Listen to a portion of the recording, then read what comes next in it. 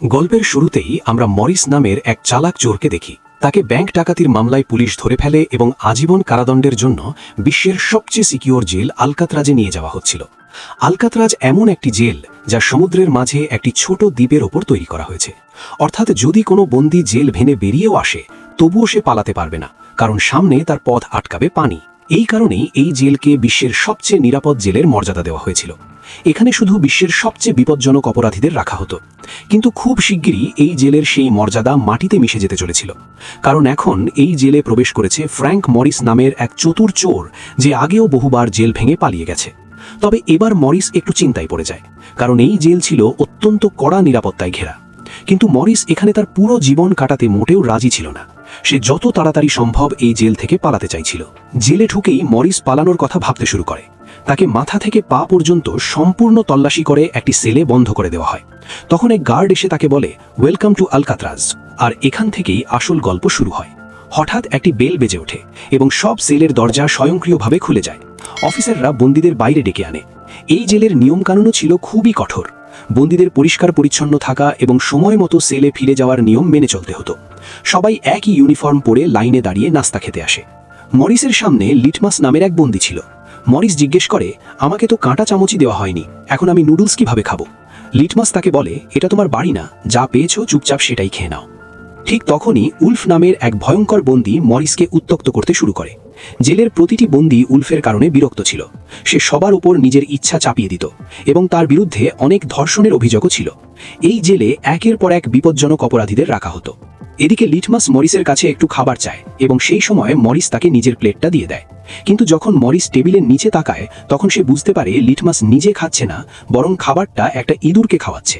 রাতে এক গার্ড মরিসকে ওয়ার্ডেনের কাছে নিয়ে যায়।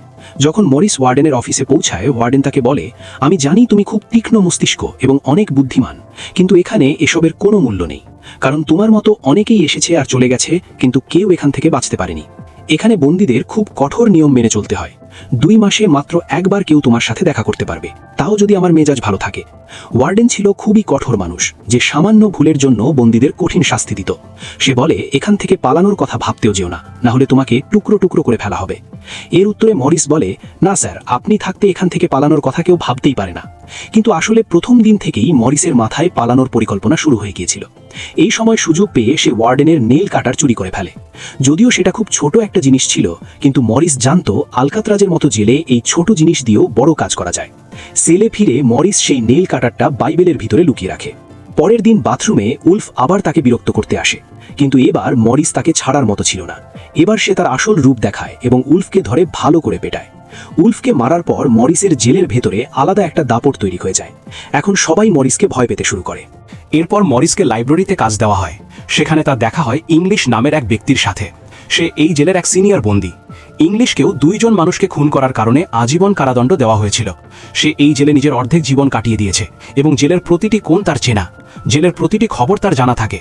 এমনকি সে এটাও জানতো যে আজ সকালে মরিস আর উলফের মধ্যে মারামারি হয়েছে। সে মরিসকে কিছু বই দেয়, যেগুলো মরিসকে জেলের প্রতিটি বন্দির সেলে পৌঁছে দিতে হয়। পরের দৃশ্যে একটি খোলা জায়গা দেখানো হয়, যেখানে বন্দীরা কেউ না কেউ খেলাধুলা করছে। ঠিক তখনই মরিসের দেখা হয় ডক নামের এক আর্টিস্টের সাথে, যে নিজের একটি পেইন্টিং বানাচ্ছিল। ডক একদম সোজা সাপটা এবং ভদ্র মানুষ, যে বহু বছর ধরে এখানে সাজা ভোগ করছে। তার আঁকার প্রতি ভীষণ শখ ছিল এবং সে তার বেশিরভাগ সময় পেইন্টিং করেই কাটাতো। ডকের মতে আলকাতরাজের মতো জেলে যে কেউ পাগল হয়ে যেতে পারে, কিন্তু তার পেইন্টিংয়ের কারণেই এখন পর্যন্ত তার মাথা স্বাভাবিকভাবে কাজ করছে। মরিস ডককে জিজ্ঞেস করে, এই ছবিতে এই ফুলটা কেন এঁকেছো? তোমার শার্টে তো এমন কিছু নেই।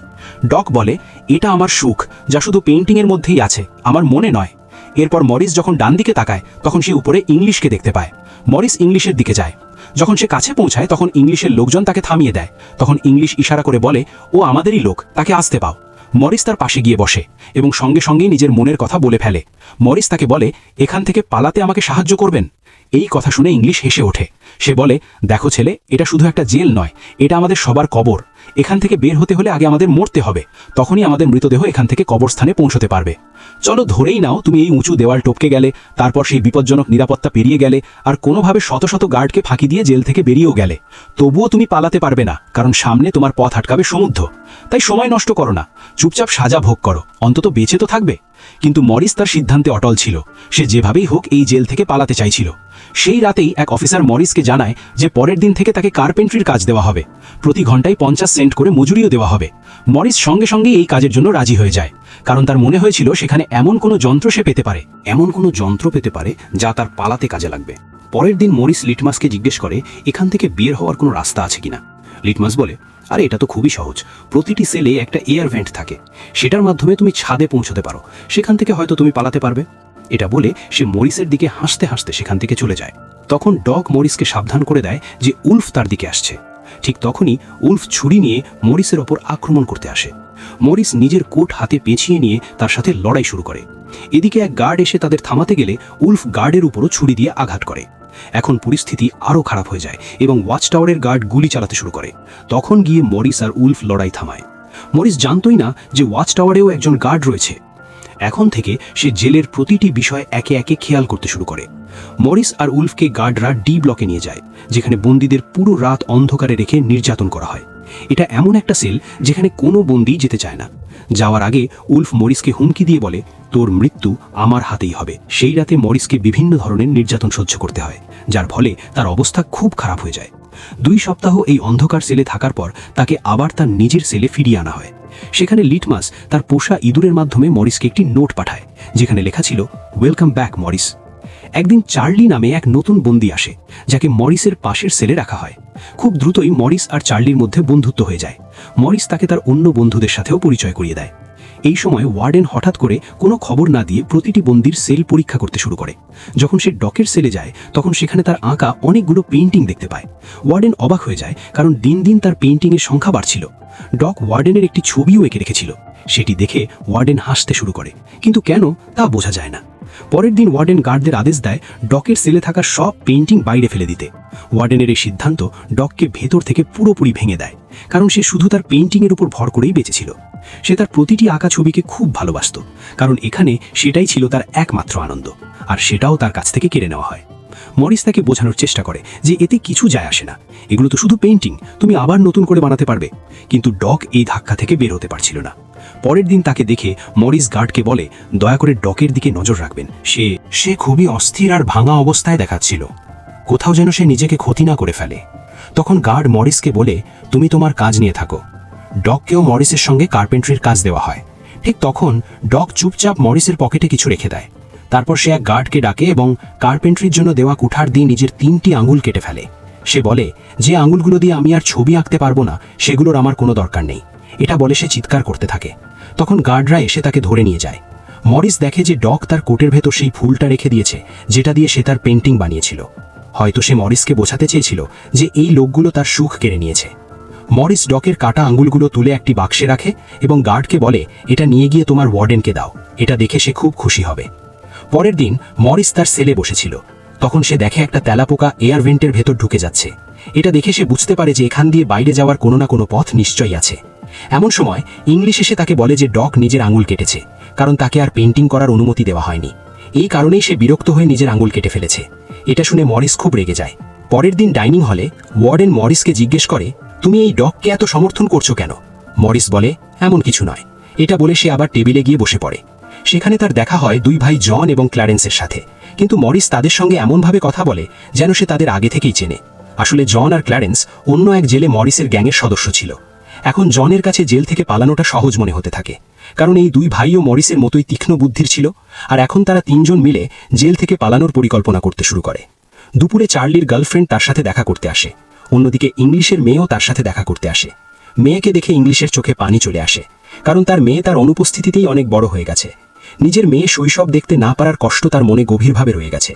অন্যদিকে চার্লির স্ত্রী তাকে জানায় যে তার মা খুব অসুস্থ এবং ডাক্তাররা বলেছে তিনি আর কয়েক মাসের বেশি বাঁচবেন না। এই কথা শুনে চার্লিও এখন আলকাট্রাস থেকে পালানোর কথা ভাবতে শুরু করে। এমন সময় গার্ড এসে বলে, দেখা করার সময় শেষ হয়ে গেছে। এখন চার্লি খুবই চিন্তিত হয়ে পড়ে। সেই রাতেই সে মরিসকে বলে, যদি তুমি পালানোর কোনো পরিকল্পনা করো তাহলে আমাকে তাতেও অন্তর্ভুক্ত করো। পরের দিন মরিস, চার্লি, জন এবং ক্ল্যারেন্স একসাথে বসে আলোচনা করে। তখন মরিস তাদের বলে যে প্রতিটি সেলের ভেন্ট উপরের ছাদে গিয়ে খুলে যায়। আর দ্বিতীয় বিষয় হলো, এই জায়গাটা লবণাক্ত পানিতে ভরা সমুদ্রের মাঝখানে অবস্থিত, যার কারণে দেওয়ালগুলো দুর্বল হয়ে গেছে। আমার কাছে একটা নেইল কাটার আছে, আর আমি আগে থেকেই খোঁড়া শুরু করে দিয়েছি। যদি আমি ধীরে ধীরে খুঁড়ে একটা ছোট টানেল বানিয়ে ছাদে পৌঁছে যাই, তাহলে এই জায়গাটা পরীক্ষা করে বোঝা যাবে এখান থেকে কিভাবে পালানো যায়। জন জিজ্ঞেস করে, রাতে যদি গার্ডরা বুঝতে পারে যে তুমি তোমার সেলে নেই, তাহলে কি তারা সন্দেহ করবে না? তখন ক্ল্যারেন্স বলে, এই সমস্যার সমাধান আমার কাছে আছে। সে বলে, এখানে আমার পরিচিত একজন নাপিত আছে যে বন্দীদের চুল কাটে। সে আমাদের চুল জোগাড় করে দিতে পারবে, আর সেই চুল দিয়ে আমরা একটা ডামি মাথা বানিয়ে সেটা বিছানায় শুইয়ে রাখব। এরপর যদি আমরা দেওয়ালের টানেল দিয়ে বের হয়ে ছাদে যাই, তবুও গার্ডদের সন্দেহ হবে না, কারণ আমাদের সেলের বিছানায় নকল মাথা পড়ে থাকবে। কিন্তু সমস্যা এখনও রয়ে গেল, জেল থেকে বের হওয়া যাবে, কিন্তু সমুদ্রের পানি কিভাবে পার হব? মরিস জনকে বলে, দেখো, এতে তোমার সাহায্য দরকার হবে। তুমি তো ক্লোজিং ডিপার্টমেন্টে কাজ করো, সেখানে পুলিশ অফিসারদের জন্য তৈরি রেইনকোট পাওয়া যায়। তুমি কয়েকটা রেইনকোট চুরি করে আমাকে দিও, আমরা সেগুলো দিয়ে একটা টিউব বোট আর লাইফ জ্যাকেট বানিয়ে সমুদ্র পার হতে পারবো। এখানে চার্লি বলে, ভাই, আমাকে একটা কাজ দাও, আমিও তোমাদের সাহায্য করতে চাই। মরিস চার্লিকে বলে, আমি যখন ভেন্টিলেশনের জালি খুঁড়ব, তখন তুমি পাহারা দেবে যাতে কোনো গার্ড আমাদের দেখতে না পায়, আর যখন তুমি খুঁড়বে তখন আমি পাহারা দেব। মরিসের প্ল্যান সবার ভালো লাগে এবং সেদিন রাত থেকেই তারা কাজ শুরু করে দেয়। কিন্তু দেওয়াল খোঁড়ার জন্য নেইল কাটারটা খুব ছোট ছিল, যেটা দিয়ে কাজ করতে মরিসকে অনেক জোর দিতে হচ্ছিল। দেওয়াল খুঁড়তে তার অনেক কষ্ট হচ্ছিল, তার হাতে ছোটখাটো চোটও লাগে, তবুও সে ধীরে ধীরে গর্তটা বড় করতে থাকে। পরের দিন খাওয়ার টেবিলে সে তার বন্ধুদের বলে, আমার খোঁড়ার জন্য একটা বড় যন্ত্র দরকার, নেইল কাটার দিয়ে দেওয়াল খোঁড়া খুব কঠিন হয়ে যাচ্ছে। তখন মরিস নিজের হাতে থাকা চামচটার দিকে তাকিয়ে একটা আইডিয়া পায়। সে ইচ্ছে করে চামচটাকে নিজের জুতোর সাথে ঘষে ময়লা করে ফেলে। তারপর গার্ডকে ডেকে বলে, এই চামচটা নোংরা, আমাকে আরেকটা চামচ দিন। বাকিরাও গার্ডকে তাদের চামচ বদলানোর অনুরোধ করে। গার্ড এতে কোনো গন্ডগোল মনে হয়নি এবং সে সঙ্গে সঙ্গেই চামচ বদলানোর অনুমতি দিয়ে যায়। এরপর সে সোজা টেবিলের দিকে এগিয়ে যায়, যেখানে আরেকজন সিকিউরিটি গার্ড বসেছিল। কিন্তু টেবিলে রাখা চামচগুলো বদলাতে গিয়ে জন সেখানে থাকা গার্ডকে কথায় ব্যস্ত করে ফেলে। সেই সুযোগে মরিস একটার বদলে দুইটা চামচ তুলে নেয় এবং একটি নিজের পকেটে লুকিয়ে রাখে। তারপর সে সোজা নিজের সেলে ফিরে যায়। রাতে ইংলিশ তাকে বই দিতে এলে মরিস জিজ্ঞেস করে, এখানে কি ওয়েল্ডিং করার কোনো যন্ত্র পাওয়া যাবে? ইংলিশ বুঝে যায় যে মরিস এখনও জেল থেকে পালানোর চিন্তায় মগ্ন। সে বলে, আমি তোমাকে আগেও বলেছি, তোমার চেষ্টা বৃথা যাবে, কারণ তুমি ধরা পড়বে এবং হয়তো প্রাণও হারাতে পারো। এত বছরেও আমার কখনো পালানোর কথা মাথায় আসেনি, কারণ আমি জানি এটা অসম্ভব। কিন্তু তুমি যদি জেদ করো তাহলে আমি আর কি করতে পারি, চেষ্টা করে দেখো। কিন্তু মরিস তার সতর্কবার্তাকে গুরুত্ব দেয় না। পরের দিন সে লিটমাসের কাছে দেশলাই চায় এবং বলে, যদি তুমি আমাকে সাহায্য করো তাহলে আমি প্রতিদিন আমার খাবারের অংশ তোমার ইঁদুরকে খাওয়াবো। লিটমাস খুশি হয়ে রাজি হয়ে যায়, কারণ সে তার ইঁদুরকে খুব ভালোবাসত। সেই রাতেই লিটমাস চুপি চুপি মরিসকে দেশলাই দিয়ে দেয়। মরিস নেইল কাটারের একটি হাতলে খুলে ফেলে, যেটা দিয়ে সে একটি ছোট কোদালের মতো কিছু বানাতে চায়। তারপর চামচ ভেঙে সেই হাতলের সাথে জুড়ে দেয়। এরপর দেশলাই জ্বালিয়ে দুটিকে ভালোভাবে গরম করে জোড়া লাগিয়ে একটি ধারালো যন্ত্র তৈরি করে ফেলে। এরপর সে ভেন্টের চারপাশে খোঁড়া শুরু করে। চার্লি পাহারা দেয়, যদি কোনো গার্ড ওইদিকে আসে তাহলে সে সঙ্গে সঙ্গে শীষ দিয়ে মরিসকে সংকেত দেবে। কিন্তু পাহারা দিতে দিতে চার্লির ঘুম লেগে যায়, আর ঠিক তখনই সেখানে এক গার্ড চলে আসে। কিন্তু সৌভাগ্যবশত সেই মুহূর্তে ইংলিশ এসে গার্ডের দৃষ্টি অন্যদিকে সরিয়ে দেয়। ইংলিশের কথা শুনে চার্লির ঘুম ভেঙে যায়, কিন্তু উত্তেজনায় সে শীষ দিতে পারে না, বরং একটা জিনিস ফেলে দেয়। মরিস সেই ইঙ্গিত বুঝে দ্রুত ভেন্ট ঢেকে দিয়ে বিছানায় শুয়ে পড়ে। গার্ড জিজ্ঞেস করে, এখানে কিছু পোড়ার গন্ধ আসছে। মরিস বলে, স্যার, আপনি থাকতে কেউ ধূমপান করার সাহস করবে? আমি তো কোনো গন্ধই পাচ্ছি না। গার্ডও একটু খুশি হয় যে কেউ তাকে সম্মান করছে। সে চলে যেতেই মরিস ভেন্টের চারপাশের কংক্রিট খুলে ফেলে। কিন্তু সে দেখে ভেন্টিলেশন গ্রিলের সাথে স্ক্রুগুলোও বসানো আছে, যেগুলো কাটার জন্য একটি ধারালো যন্ত্র দরকার। এই সময় যখনই মরিস বাইরে যাওয়ার সুযোগ পায়, সে গ্রিল থেকে বেরোনো সিমেন্ট চুপচাপ বাইরে ফেলে দেয়। পরের দিন কার্পেন্ট্রির কাজ করতে গিয়ে সে একটি মেটাল তুলে নেয়, যা ছুরির মতো ধারালো। কিন্তু চার্লি তাকে বলে, মেটাল ডিটেক্টর পার হয়ে তুমি এটা বাইরে কিভাবে নিয়ে যাবে? মরিস আত্মবিশ্বাসের সাথে বলে, সেটা আমি সামলে নেব। যখন মরিস বাইরে বের হয়, তখন দরজার কাছে মেটাল ডিটেক্টর বেজে ওঠে। আসলে মরিস মেটালটা হাতে করে নিয়ে আসছিল। গার্ড জিজ্ঞেস করে, এটা কেন নিয়ে যাচ্ছ? মরিস বলে, স্যার, আমি ভেবেছিলাম কাপড় ঝুলানোর জন্য এটা ব্যবহার করব। গার্ড বলে, বেশি চালা খাওয়ার দরকার নেই, এটা আমাকে দাও। এই বলে গার্ড সেই মেটালটা নিয়ে নেয় এবং মরিসকে ভালোভাবে তল্লাশি করে যেতে দেয়। কিন্তু আমাদের হিরো তো হিরোই, আসলে সে দুটো মেটাল চুরি করেছিল। একটি সে হাতে করে এনেছিল, আর আরেকটি জুতার ভেতরে লুকিয়ে রেখেছিল। সেই ধারালো মেটাল দিয়ে সে গ্রিল কেটে ফেলে। এখন পালা আসে গার্ডদের ধোঁকা দেওয়ার জন্য নকল মাথা বানানোর। এর জন্য তারা চারজন নিজেদের দায়িত্ব ভাগ করে নেয়। চার্লি গার্ডের কাছ থেকে কিছু পেইন্ট আনে। সে বলে, আমার আর্ট করার শখ আছে। গার্ডও এতে রাজি হয়ে তাকে পেইন্ট এনে দেয়। মরিস সেই গর্ত থেকে বের করা কংক্রিট গুঁড়ো করে পাউডার বানায়। জন নাপিতের দোকান থেকে চুল জোগাড় করে আনে এবং ক্ল্যারেন্স লাইব্রেরি থেকে পুরনো বই নিয়ে আসে। সবকিছু জোগাড় হওয়ার পর মরিস পানি আর পুরনো ম্যাগাজিন ব্যবহার করে একটি ডামি মাথা বানাতে শুরু করে। এরপর তার ওপর পেইন্ট আর নকল চুল লাগিয়ে একদম আসল মানুষের মতো দেখতে একটা নকল মাথা তৈরি করে ফেলে। এর পাশাপাশি নিজের প্ল্যানকে আরও শক্ত করার জন্য মরিস কার্ডবোর্ড দিয়ে নকল দেয়াল বানায়, যাতে কেউ বুঝতেই না পারে যে সামনে দেয়ালের ভেতরে একটা টানেল বানানো হয়েছে। এক রাতে মরিস একাই ওপরে যাওয়ার সিদ্ধান্ত নেয়। সে নিজের বানানো নকল মাথাটা বিছানায় রেখে দেয় এবং গলা পর্যন্ত কম্বল দিয়ে ঢেকে রাখে। তারপর নকল কার্ডবোর্ড নিয়ে টানেল দিয়ে বেরিয়ে যায়। সেখানে মরিস পাইপ ধরে ধীরে ধীরে ওপরের ছাদে উঠে যায়। অন্যদিকে চার্লি বাইরে দাঁড়িয়ে পাহারা দিচ্ছিল। ছাদে উঠে মরিস দেখে সেখানে একটা লোহার গ্রিল আছে, যেটা সে লাফ দিয়েও ধরতে পারছে না। এদিকে এক গার্ড এসে চার্লিকে জিজ্ঞেস করে, এত রাতে তুমি পেইন্টিং করছো কেন, আর তোমার বন্ধু মরিস আজ এত তাড়াতাড়ি ঘুমিয়ে পড়ল কেন? চার্লি বলে, স্যার, আজ মরিস কার্পেন্ট্রির কাজ করতে গিয়ে খুব ক্লান্ত হয়ে পড়েছিল, তাই সে তাড়াতাড়ি ঘুমিয়ে গেছে। হঠাৎ গার্ডের হাত থেকে তার লাঠি নিচে পড়ে যায়। সেটা তুলতে গিয়ে সে দেখে মরিসের চুলগুলো একটু অদ্ভুত লাগছে। তখন চার্লি ভয়ে কাঁপতে শুরু করে। গার্ড মরিসের সেলের ভেতরে হাত ঢুকিয়ে তার চুল স্পর্শ করে। তখন মরিস বলে, কি হয়েছে স্যার, আমার চুল কি এত সুন্দর নাকি? সৌভাগ্যবশত ঠিক সেই সময় মরিস নিচে নেমে এসে বিছানায় শুয়ে পড়েছিল। পরের দিন মরিস তার সঙ্গীদের জানায় যে ছাদে একটা রাস্তা আছে, কিন্তু সেটা একটি গ্রিল দিয়ে আটকানো এবং সেটা অনেক উঁচুতে, তাই তার আরেকজনের সাহায্য দরকার। তখন জন বলে, আমি আমার ভেন্ট পুরোপুরি খুঁড়ে ফেলেছি, আজ রাতেই আমিও সেখানে পৌঁছে যাব, আমরা দুজন মিলে গ্রিলটা খুলব। সেই রাতেই মরিস আর জন নিজেদের ভেন্ট দিয়ে ছাদে পৌঁছে যায়। জন মরিসকে তুলে ধরে আর মরিস গ্রিলটা ধরে ফেলে। জন দেখে যে এই লোহার গ্রিলটা খুব শক্ত এবং পুরোপুরি ওয়েল্ড করা। এটাকে খুলতে হলে একটাই উপায় আছে, ড্রিল মেশিন দিয়ে কাটতে হবে। পরের দিন মিউজিক ক্লাসে সবাই নিজেদের মতো করে যন্ত্র বাজাচ্ছিল। তখন মরিসের নজর পড়ে সেখানে রাখা একটি ছোট ফ্যানের ওপর। ওটা দেখে মরিসের মাথায় আসে যে সে এটাকে ব্যবহার করে একটা ড্রিল মেশিন বানাতে পারে। সে চার্লিকে বলে, যেভাবেই হোক এই ফ্যানটা লুকিয়ে নিয়ে এসো।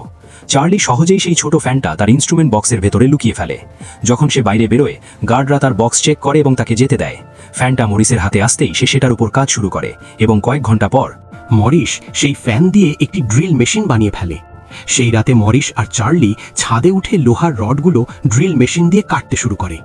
ড্রিলের শব্দ খুব জোরে হচ্ছিল, আর সেই শব্দ শুনে গার্ডরা উপরের দিকে আসতে শুরু করে। কিন্তু ততক্ষণে মরিস গ্রিলের একটি রড কেটে ফেলেছিল এবং ড্রিলের শব্দ বন্ধ হয়ে যায়। শব্দ বন্ধ হওয়ার পর গার্ড সেটা গুরুত্ব না দিয়ে ফিরে যায়। এখন তাদের চারজনের পালানোর সব রাস্তা প্রায় তৈরি হয়ে গিয়েছিল। এরপর তারা ঠিক করে মঙ্গলবার রাতে পৃথিবীর সবচেয়ে সিকিউর জেল আলকাত্রাজ থেকে পালাবে, যেখান থেকে আজ পর্যন্ত কেউ পালাতে পারেনি। পরের দিন আবার তাদের মিটিং হয়, সেটাও মুভি হলে, যেখানে সবাই সিনেমা দেখছিল। সিনেমার আওয়াজের মধ্যে মরিস জন আর ক্লারেন্সকে জিজ্ঞেস করে, তোমাদের ভেন্ট কি পুরোপুরি প্রস্তুত হয়েছে?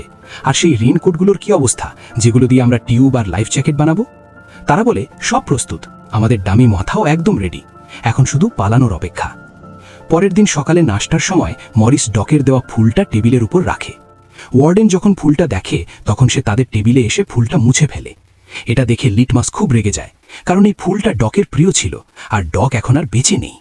রাগের মাথায় লিটমাস ওয়ার্ডেনের উপর ঝাঁপিয়ে পড়ে এবং বলে, একদিকে তুমি ডককে মেরে ফেলেছ, আর অন্যদিকে তার দেওয়া শেষ স্মৃতিটুকুও ছাড়ছ না। কিন্তু আক্রমণ করতে গিয়েই লিটমাস হঠাৎ হার্ট অ্যাটাক করে মাটিতে পড়ে যায়। মরিসের ওয়ার্ডেনের উপর প্রচণ্ড রাগ হয় এবং তারা চারজন সেই রাতেই পালানোর সিদ্ধান্ত নেয়। মরিস মাঝরাতের অপেক্ষা করতে থাকে, যাতে গার্ডদের পাহারা একটু ঢিলে হয় এবং তারা সহজে পালাতে পারে। ঠিক তখনই মরিসের সেলে ইংলিশ এসে তাকে কিছু বই দেয়। মরিস বলে, শেষবার তোমার সাথে হাত মেলাতে চাই। ইংলিশ বুঝে যায় যে মরিস এখন পালানোর জন্য পুরোপুরি প্রস্তুত। সে চুপচাপ সেখান থেকে চলে যায়। কিন্তু এরপর যা হয় সেটা মরিস কল্পনাও করেনি। হঠাৎ ওয়ার্ডেন তার সেল চেক করতে চলে আসে, যেন কেউ তার প্ল্যানের কথা জানিয়ে দিয়েছে। মরিস খুব ভয় পেয়ে যায়, কারণ এতদিনের পরিশ্রম এক মুহূর্তে নষ্ট হয়ে যেতে পারে। ওয়ার্ডেন নির্দেশ দেয় সেলের প্রতিটি কোণা খুঁটিয়ে চেক করতে। গার্ড সেলের প্রতিটি জিনিস পরীক্ষা করে, কিন্তু মরিস কোনো সাধারণ বন্দী ছিল না যে একটা সাধারণ প্ল্যান করেছে। সে একদম নিখুঁত পরিকল্পনা করেছিল, যেটা ওয়ার্ডেন তো দূরের কথা, কেউই সহজে করতে পারবে না। এমনকি গার্ড যখন সেই জায়গা থেকেও জিনিস সরায় যেখানে মরিস টানেল বানিয়েছিল, তখনও কিছু বুঝতে পারে না, কারণ মরিস আগে থেকেই সেখানে এমনভাবে নকল কার্ডবোর্ড লাগিয়ে রেখেছিল যে সেটা বোঝার উপায়ই ছিল না। কিছু না পেয়ে ওয়ার্ডেন আর গার্ড চলে যায়, কিন্তু গার্ড বলে, মরিস আর চার্লি যাতে অনেক কথা বলে, আমার মনে হচ্ছে কিছু একটা গন্ডগোল আছে। ওয়ার্ডেন বলে, ঠিক আছে, কালই মরিসের সেল বদলে দাও, যাতে তারা একসাথে থাকতে না পারে। পরের দিন নাস্তার সময় উলফ আবার মরিসকে হুমকি দেয় এবং বলে, আজ রাত তোমার শেষ রাত হবে। মরিস তার সঙ্গীদের বলে, এই বোকাটা ঠিকই বলছে, আজ রাত এখানেই আমার শেষ রাত।